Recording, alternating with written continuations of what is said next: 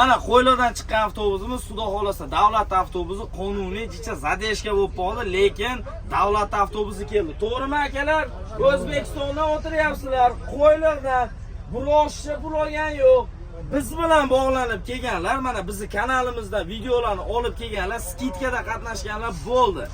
O'shuning uchun akalar kanalimizga obuna bo'lsanglar, Xudo xolasa mana obuna bo'lib qoldik. Aldanmasdan chiroyli o'zi skidkadagi narx, davlatning narxi qo'yilgan stabilniy narxda keladi aka-ukalar. Kanalimizga obuna bo'linglar. Dushanba, seshanba, payshanba, juma Toshkent, Moskva, seshanba, juma kuni Toshkent Krasnodar reysimiz ham amalga oshyapti. Ertaga 8-aprel kuni Toshkent, Moskva qo'yilyapti. Krasnodar. Ha, Toshkent Krasnodar. Moskvadan ham bemalol kelsanglar bo'ladi. Moskvadan 4000 rubl aksiya qo'ryapmiz. Qiynalib qolgan bo'lgan akalarimizga bepul olib kelaveramiz. Sababi pustoy kelyapti avtobusdan. Telefon qilinglar, barcha ma'lumotlarni olinglar, Qo'ylardan reysni amalga oshiringlar. Sog' bo'linglar.